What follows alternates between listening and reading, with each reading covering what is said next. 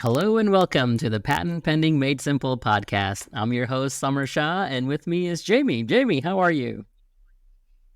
Hey, Summer, I'm good. Squeezing in a last swig of coffee before we chat today. How are you? I am doing well. I am glad you'll have a defense against my exceptionally calming voice here.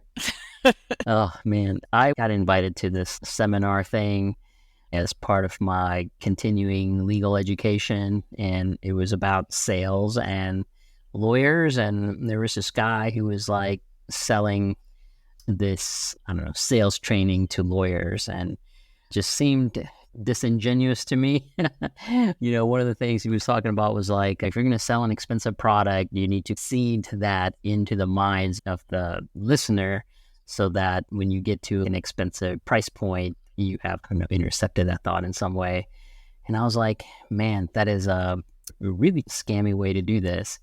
And then I remembered that there was this meta study of small businesses that have failed, and a large percentage of them, their biggest line item expense was hiring a business coach. Some of them charge you $20,000, $40,000 a year. And I was like, that's just a crazy industry where you have a business that's struggling and they're spending a ton of their money into how to get better. Yeah. Oh, that's cringy. Yeah, I guess it's the most vulnerable population that somebody is preying on, for lack of a better term. And it reminded me that the best advice that I've ever gotten, in fitness and health and in business, is just to do the small steps that make you better. And if you want to lose weight, you should probably just go for a walk for 20 minutes and increase that by 5 minutes every week. It's very straightforward advice, and you probably don't need to pay someone for that. But I guess we as human beings are attracted to the fad diets and all that stuff, and maybe fad kind of business plans and marketing plans and all that stuff, instead of the slow, incremental, small steps towards successes, which is what I've always been a proponent of. I think that's just human nature, right? To want the quick fix and get to your goals right away. But yeah, and I think the patent process is very much like that. Some of these things that you're talking about, you've got this big goal. There are so many things you need to do to accomplish it. And yeah, you just have to take it one day at a time, one little step at a time. Yes. Thanks for helping me bring this around, Jamie. That's exactly what I was thinking about. But yeah, and the other thing I was thinking about is our software, the Patent Pending Made Simple software, where it's, I think, for a lot of people, spending a ton of money, thousands of dollars on a patent application may not make a ton of sense. I think the software is a slow, incremental step towards moving forward and getting a patent application done. And the podcast is also the same thing, right? Learning all these requirements and things you need to watch out for, one step at a time. I really like that about what we do. For little to no cost. Hopefully our listeners are getting something out of it. I agree. I hope so. I've heard a lot of really good feedback. I think people are getting a lot out of these podcasts. So I am happy to be a part of that, not dramatic improvement or small incremental steps towards a better patent application and a better process. I'm happy to be a part of that. Yeah, me too. Well, that is good to hear. All right. Very good. So what is today's topic, Jamie? So today I think we're going to talk about something that comes up for us occasionally, and that is the question of whether you need to have a prototype before you file for a patent application. So Summer, you want to take a first stab at the answer there? This is going to be the easy one today. There's no requirement to having a prototype before you file a patent application. We get this question posed to us all the time that, hey, I haven't actually made this thing yet, or I'm still trying to find a 3D modeling company or a prototyping company. Can I still file a patent? And the answer is almost always yes. Yes, absolutely. There is a requirement that your patent application has to describe your invention in sufficient detail that a person of ordinary skill in the art would be able to read your patent application and basically duplicate your invention, be able to make and use your invention just from reading your patent application. So that's the standard of how much detail needs to be in your patent application. A prototype can help with that, but sometimes you might already have that level of detail without making a prototype.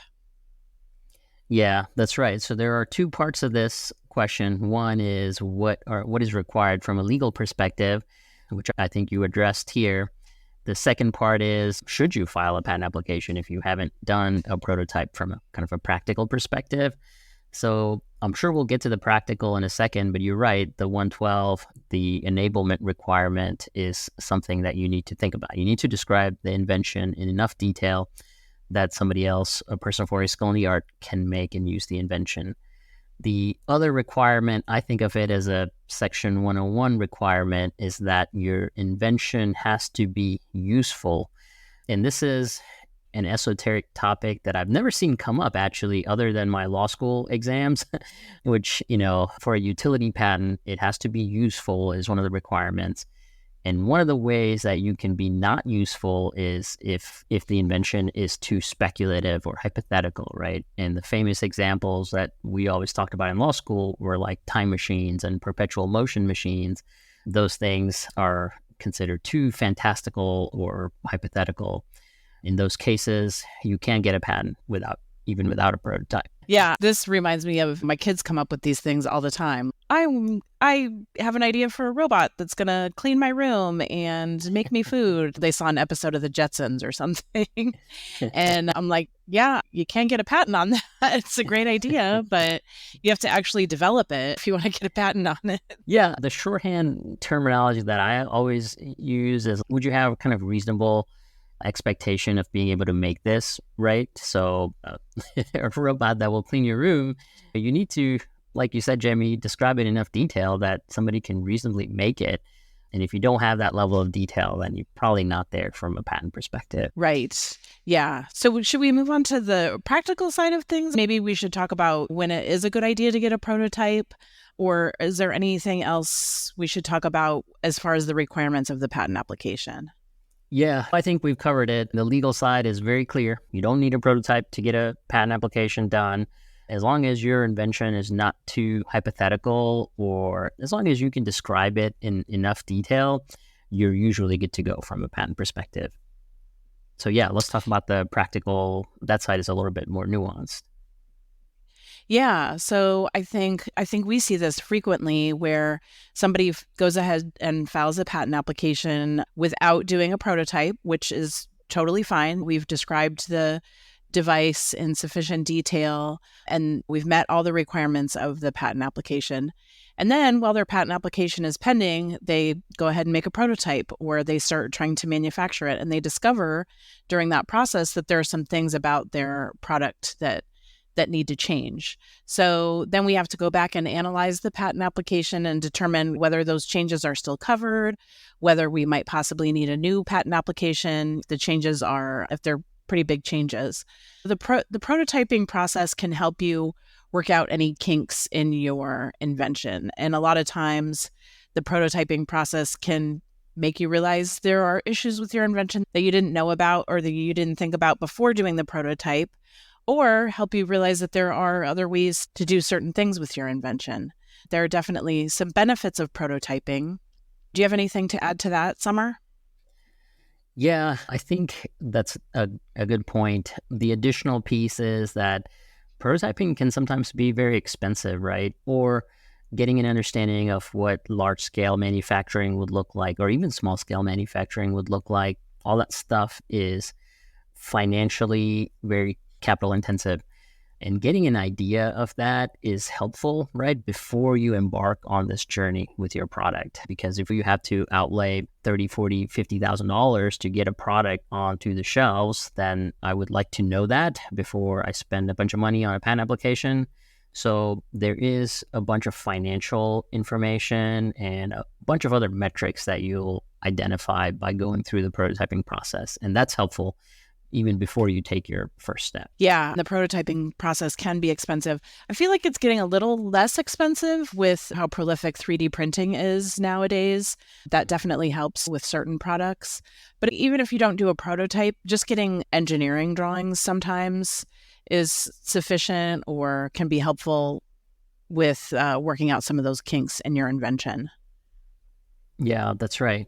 Yeah, we know some fantastic 3D prototyping folks who do a really good job. I think our last client who got 3D prototypes done, they spent under $200 to get it done. It's pretty incredible.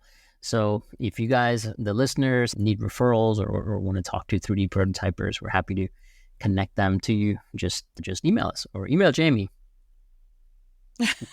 Thanks, Samar. You're welcome.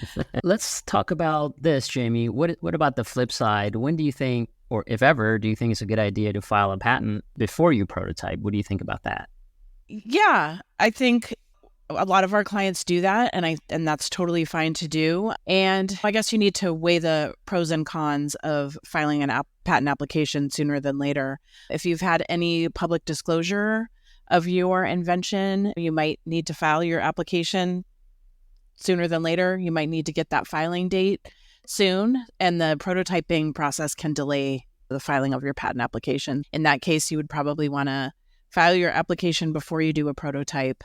And like we already mentioned, the prototyping process can be expensive. So it might be a good idea to file a patent application and then work on finding investors or potential licensees, things like that. Do you have anything to add to that, Samar? Yeah, I think that's right. It really depends. I think this conversation about prototyping first or filing a patent first or doing any R&D or development work before filing a patent, vice versa, I think comes down to a few different factors. I think the number one is comfort level, right? So we have clients who get very nervous about proceeding with the prototyping step or the R&D step without patents. And then we have other clients who feel very comfortable about it, right? So they're happy to prototype and develop and even sell their stuff without patents. And then if they hit certain metrics, then they'll come to us and want to file a patent. But I think you have to take into account your comfort level. Like, we're human beings after all, right? Can't really make a decision in a vacuum if you're not going to feel comfortable about these things. So I think that's number one, just know yourself and what makes you comfortable. The other piece of this is the cost, right? So for example, like medical device companies or pharmaceutical companies, they'll spend tens of millions, $50 million sometimes developing a product. In those cases, they'll definitely want to file patents before they go down this road, right? Very expensive road to build something.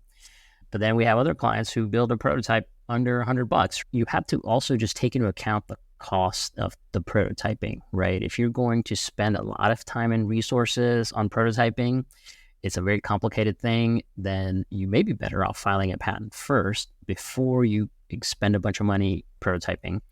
If it's going to be relatively cheap for you to prototype, then you might as well prototype first and then file patents afterwards. So there is that factor.